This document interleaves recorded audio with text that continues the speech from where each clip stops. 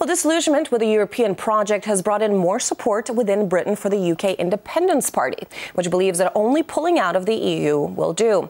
What's more, recent polls show that more than half of Britons agree with that statement. Well, let's turn now to party leader and EU MP Nigel Farage.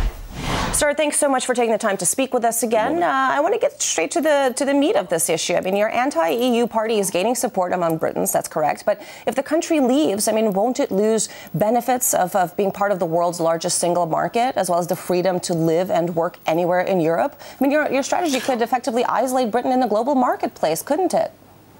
No, in fact, the isolation from the global marketplace is caused because we're members of the Single Market Customs Union.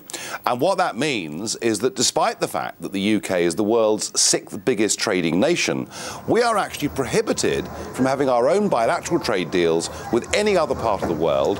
That has to be done on our behalf. So the UKIP message is simple. We love Europe. We want to get on with our neighbours. We want to trade with them through a simple free trade agreement, but then refocus British business to start concentrating on doing more deals around the rest of the world. This European model, this idea that Europe is what matters and the rest of the world can go hang, frankly, is decades out of date. Well, decades out of date, as you say, but if you talk about this European love, I mean, how do you balance sort of having these member states working together to compete effectively in the world without some feeling like they're paying for their fellow members' failures? Well, in a sense, this budget negotiation that you're seeing here is nothing unusual. I mean, every time the big decisions for the next 7 years come up, there are always countries that are donor countries that are a bit reluctant, and there are always recipient countries that are rather keen to push the budget up. And, of course, the French always make sure that the common agricultural policy doesn't get reformed. The difference this time is that the split isn't just over the budget.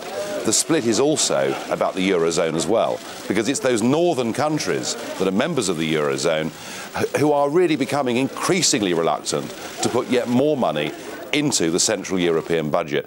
And let's remember, nobody here is talking about cuts, not even David Cameron. What David Cameron is saying is that he's happy for us to go on paying £53 million a day as our membership fee of this club, with 2.7% inflation over the next 7 years. So nobody here is talking about cuts. It's just that the Parliament and the Commission want it increased by 5 to 6% per annum. All right. Well, of course, the joke is that the reason that these budget talks happen every 7 years is because they're so difficult. But jokes aside, I mean, even Angela Merkel has doubts about the success of this. I mean, if she's unconvinced, what hope do the members have in coming to an agreement? Well, I mean, let's not. There are very serious problems within the European Union at the moment, and particularly within the Eurozone.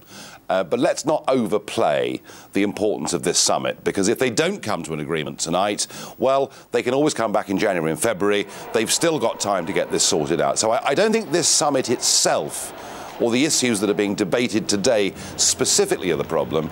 I think the real problem is that Europe is now split from north to south in every way, politically, economically, and of course culturally it always was. And that's the real crisis within the European Union.